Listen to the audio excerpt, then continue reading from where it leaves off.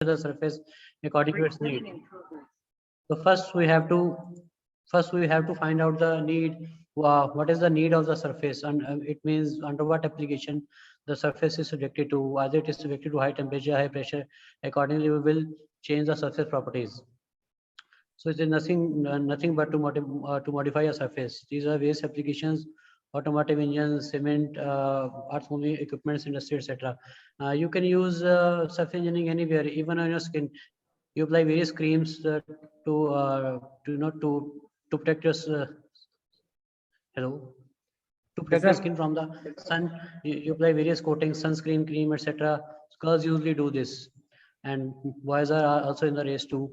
So anything can be engineered. Any surface can be engineered. Either it's a surface of a skin, wood, metal, anything.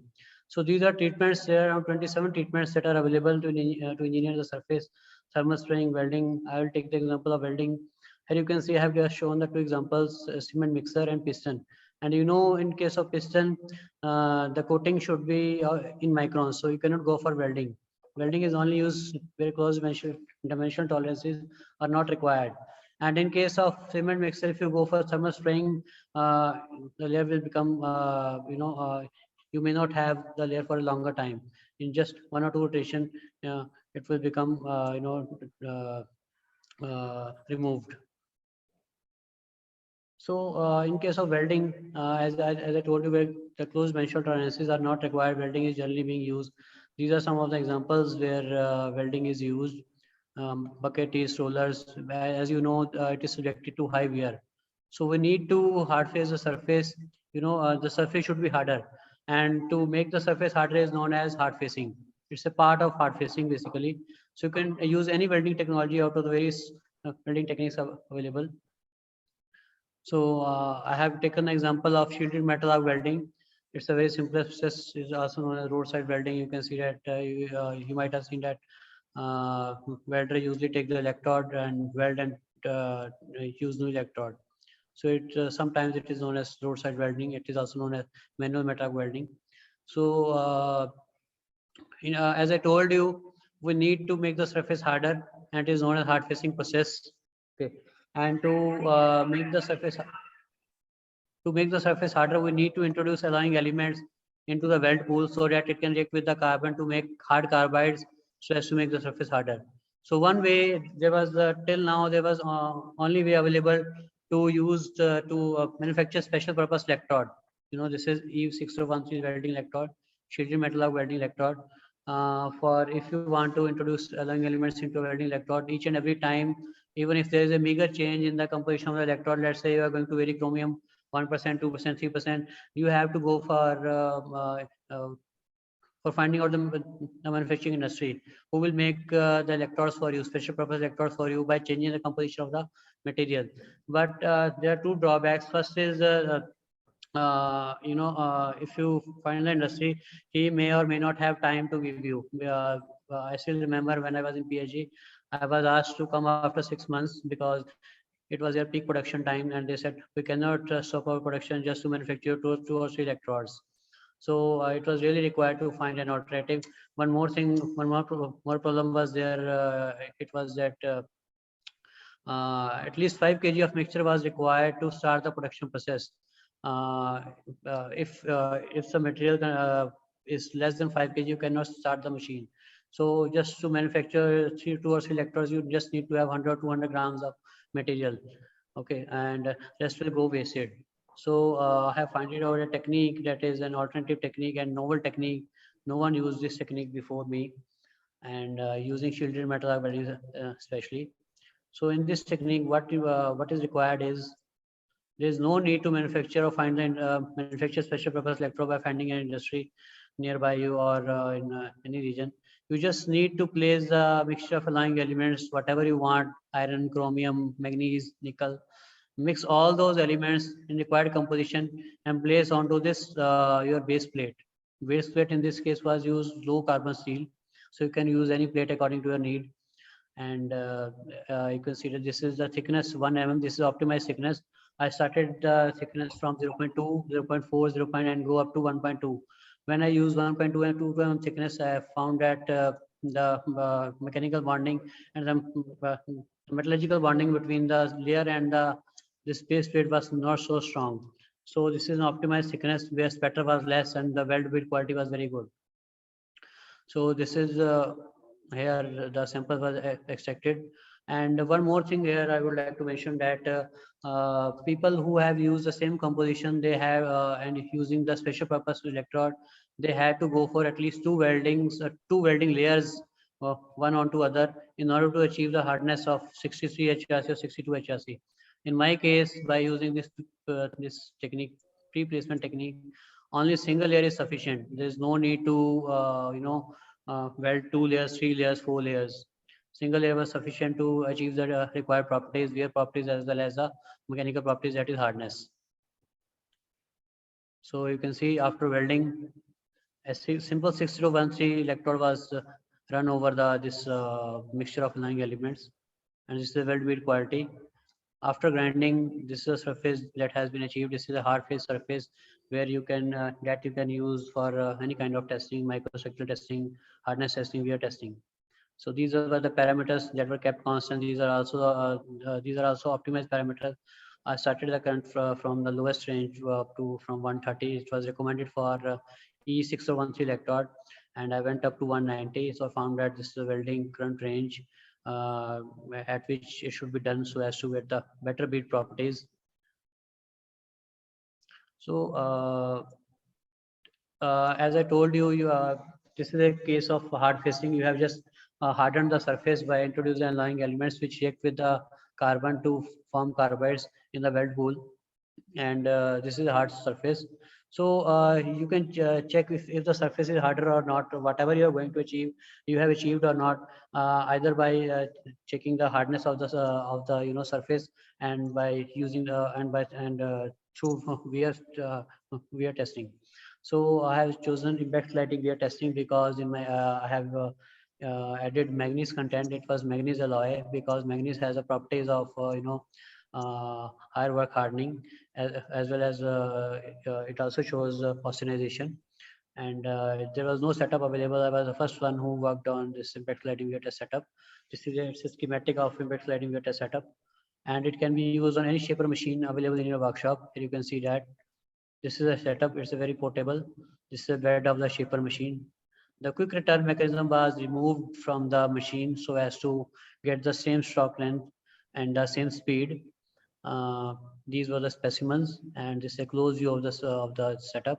Here is the specimens were fixed using the nut bolt system, and this is a helical spring that will allow you to allow the combination of impact as well as sliding. So basically, and a combination of impact and sliding, and the applications are in mechanical tubes and stone crushers. So these are some of the applications of impact sliding, where there's a combination of impact and sliding on the surface. So these were the parameters that were varied to find out the wear testing, whether the whatever I am saying means I have stated that it will give you better build properties. So in order to check if we have achieved our objective or not, so these are test parameters. This is a test setup. Surface roughness, there is no, we need to keep constant. There was a ball that was used to strike against the surface. You can see that it is AISI 52100 ball that was used to strike against the surface, and I have just varied it is having 66 HRC, more than that of the hardness of the my specimen, my surface, means this surface. Obviously, you need to have higher hardness of the counter surface, otherwise you may not be able to conduct the wear test. Load was kept constant, temperature was ambient, and impact speed was varied. That was standard. That was speed that could be varied on the shaper machine, and the number of impacts that were varied up to 1,000, 15, 100, and 2,000. So as I told you, I have made manganese additive alloys. The layer I have shown you, which was pre-placed onto the low carbon steel plate mixture of alloying elements. These were the alloying elements that were used in powder form. Okay, manganese, it's basically, you can see that rest of the elements are kept constant. The value of the rest of the elements is constant, except manganese, which is 0 weight percent, around mostly 0, 8 and 13. So this is the maximum limit I found from the literature. This is the maximum limit we can go up to. Beyond that, it will be of no use because wear may start decreasing. Wear resistance may start decreasing.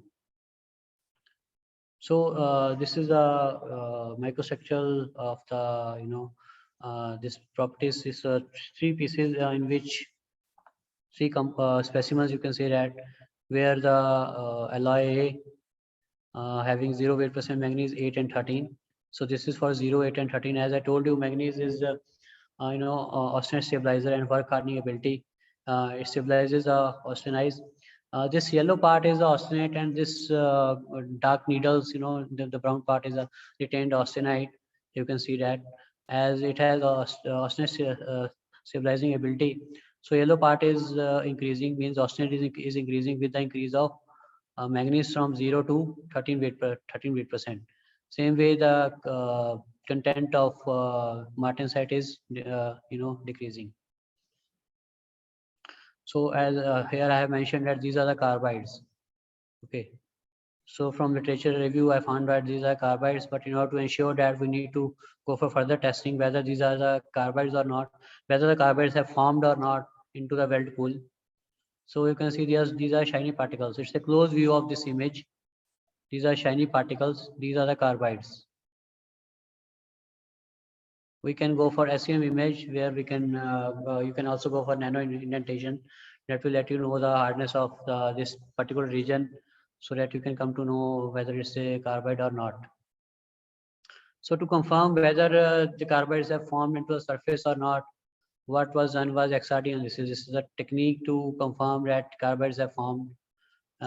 You can see that as I told you from my experience and from the literature survey that martensite has formed, austenite has formed along with the formation of carbides.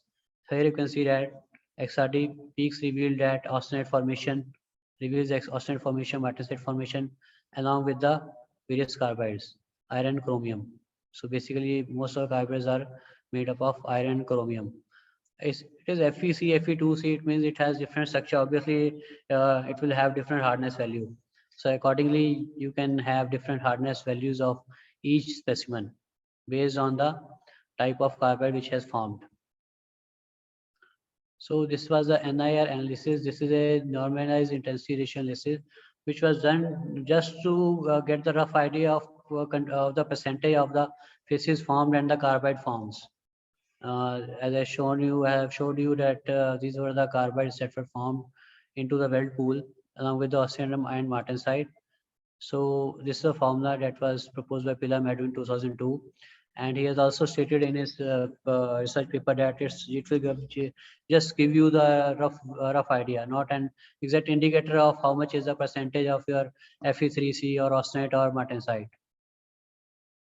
So you can see that after putting the values into the formula, I1 is means, let's say it is for the austenite, I2 for martensite and so on. And I back is the background intensity. Background intensity means eliminating these peaks, whatever the values you have, it is your background intensity. So this is I back. So this is a formula used for alloy A phase 1, then for alloy A phase 2, phase 3 and so on. So this is a table after putting the values into a formula that austenite is increasing with the increase of manganese content. As I showed you in the microstructural images that it is an austenite stabilizer. So austenite should increase. It is showing that austenite is increasing with the increase of this manganese content, and martensite is decreasing. So it has confirmed that whatever I am saying, yeah, whatever you have expected, you are going to achieve the same thing. So this is another test for this is the first test that is being done prior to the wear testing whether the hard face surface layer has formed after introducing alloying elements into weld pool or not, and how much is the hardness. Okay, because if hardness is going beyond hardness of the welded material, especially going beyond 63, 64 HRC, it means micro cracks may have formed, micro cracks or the macro cracks. Macro cracks are easily visible onto the surface, but for micro cracks you have to go for the SEM image or this optical microscopy images that will also show you that the cracks have formed and the surface is of no use. Okay, so the testing was done before wear and after wear, because it was mentioned that it has work hardening ability. So after work hardening means after wear the hardness should increase. So that is why after wear testing hardness was tested. This is before, this is only for low carbon steel, and you can see that after welding and by introducing alloying elements, how much is it's a the hardness has increased from around 180 to around 650 VHM, weaker hardness number. Okay, and with the increase of manganese content, it is also increasing. However, it is statistically equivalent because there is no much change because of its arsenic stability, arsenic stability of the manganese. After wear test, you can see that as expected, it has work hardening ability, so it should increase. It has increased. Oh, this is showing a the comparison between the hardness of the material before wear and after wear. So it has confirmed that manganese is doing the same thing whatever you have expected from the manganese content. So in order to connect the wear test, you can use any strategy based on your what supervisor has asked you or from the literature survey.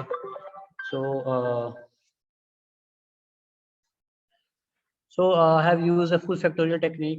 This is I have used according to which you can see that this is the number of cycles that were varied up to 1000, 1500, 1500, 2000 impact speed, and material was selected as a around 36 experiments were formed using full factorial approach.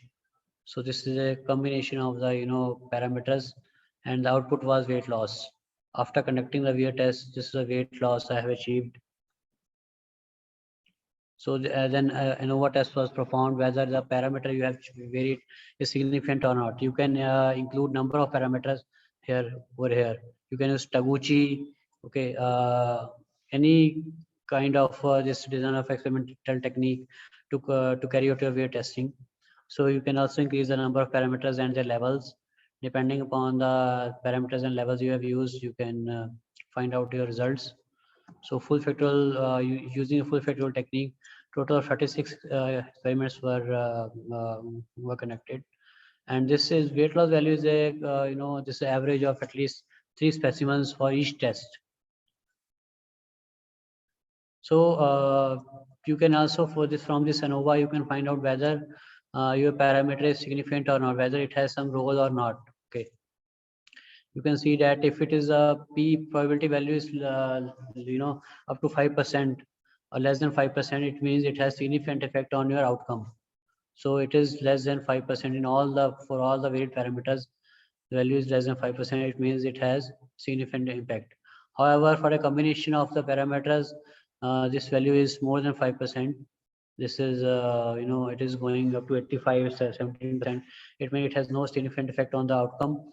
However, one parameter out of these 3 parameters of the combination of parameters, weight percentage number of cycles has around 8.6 weight, 8.6 percentage. So we can assume that it can have some effect on the outcome. So that can be varied in future for further testing. Then a multiple regression model was was formed, developed to establish the correlation between wear parameters and the response. You can use any kind of software. Design Expert is also available. It is free on the internet. And Minitab you can also use. I have used Minitab in my case, and you can see that a regression equation was formed.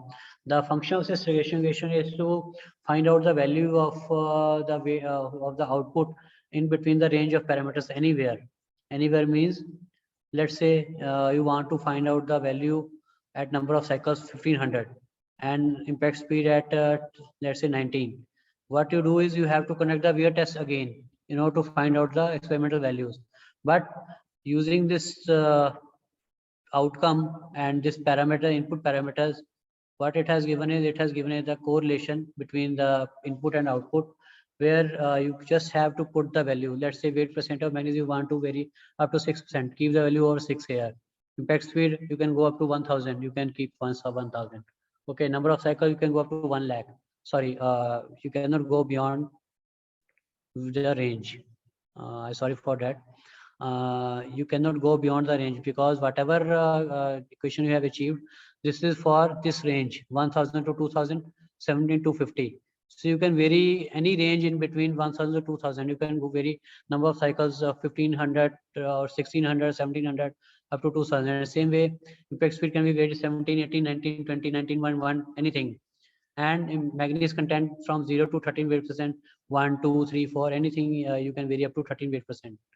That will give you the rough estimate of your wear resistance of the material.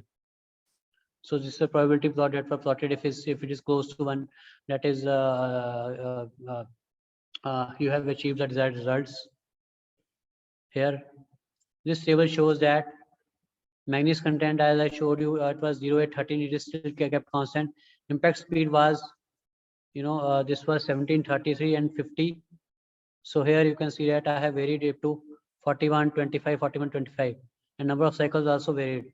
Actual weight loss, this is from the experimental values, and this weight loss is from the regression equation which you have achieved by putting these values into this equation. So this is a maximum error, percentage error of weight loss.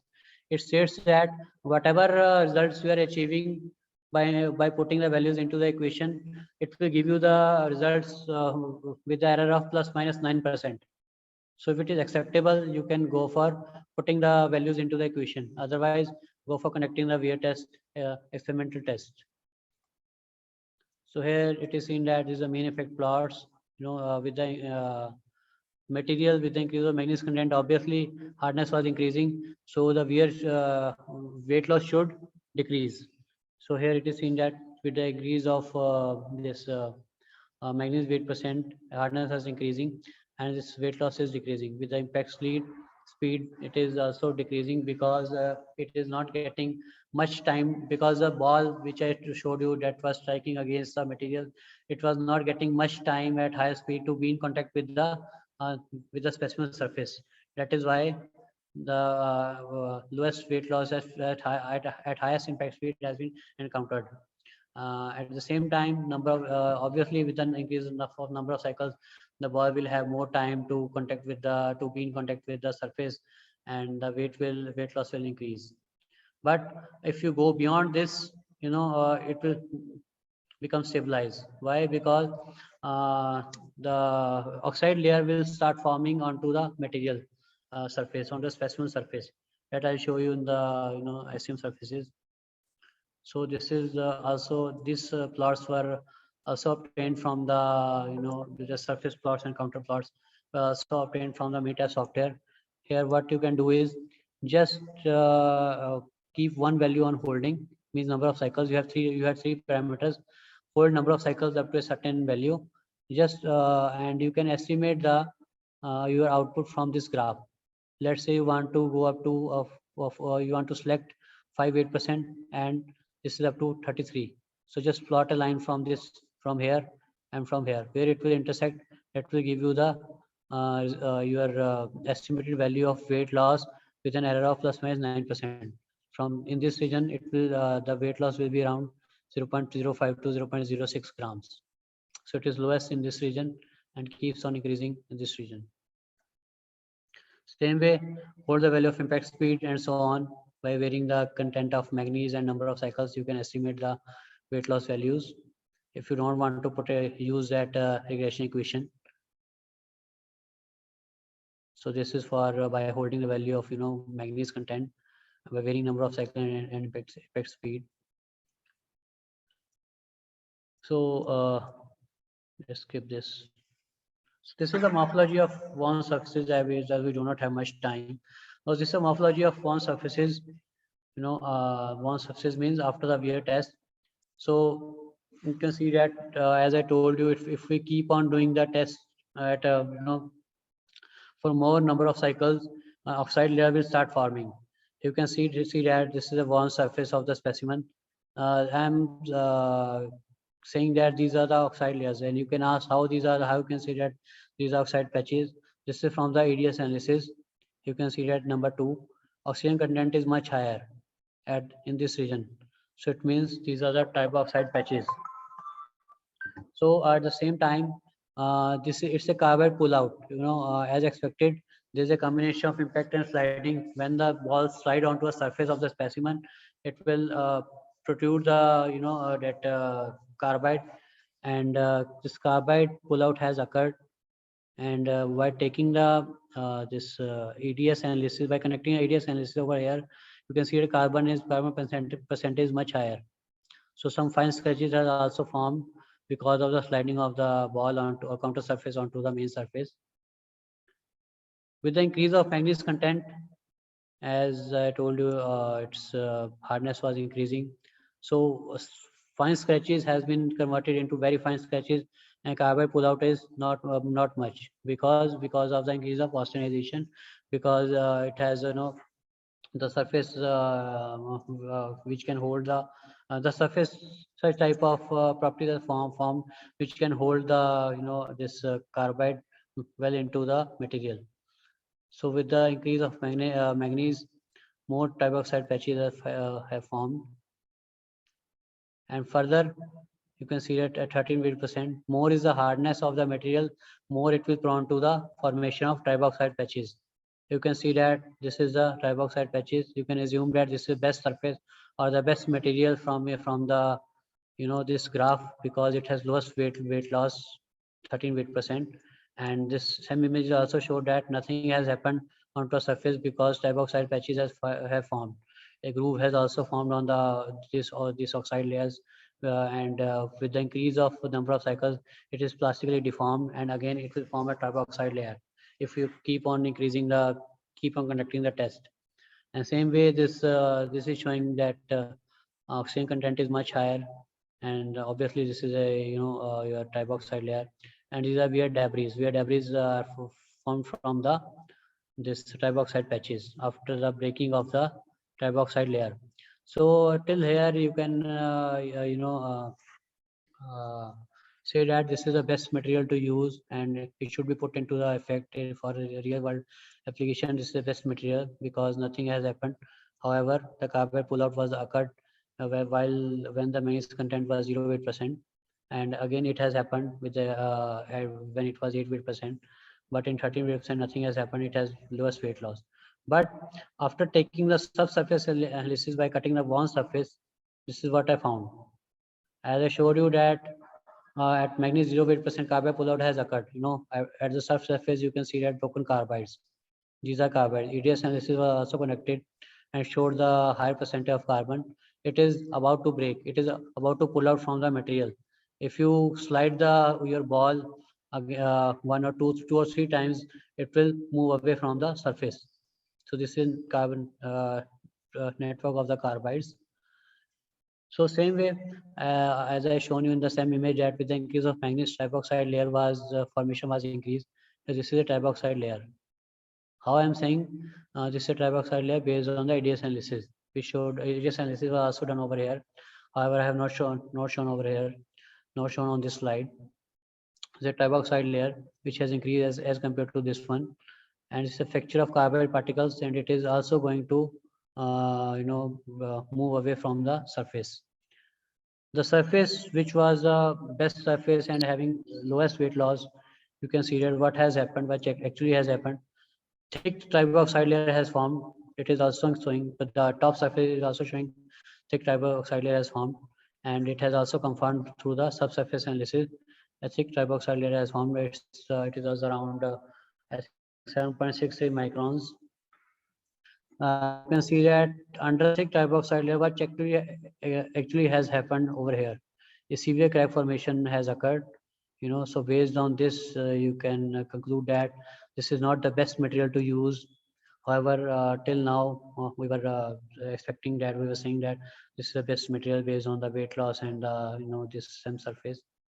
But it has revealed the actual things. It is not the best surface, best material to use. So it is better to use the material having 8% manganese content.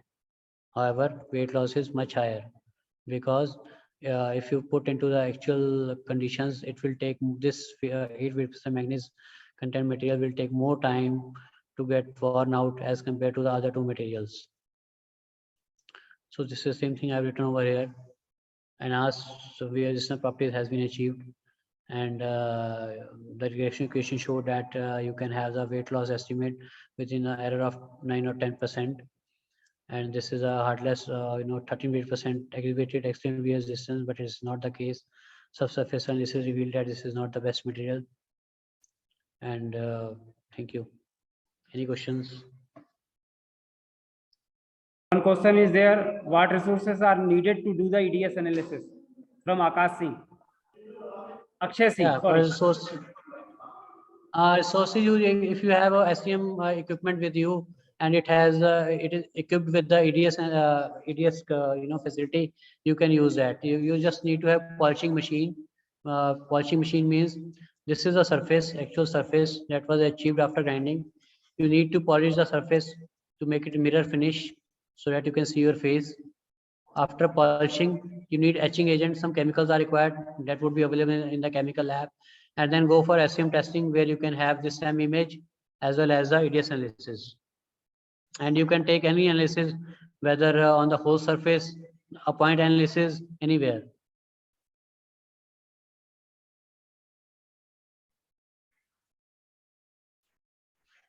Any other question?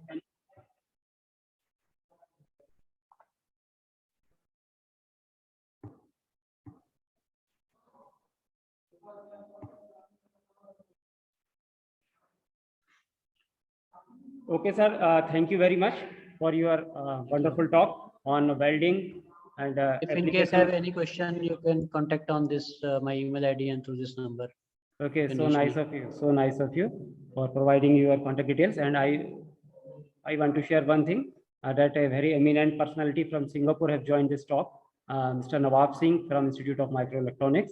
I don't know why he should join and left, but he joined and remained for 10 to 15 minutes.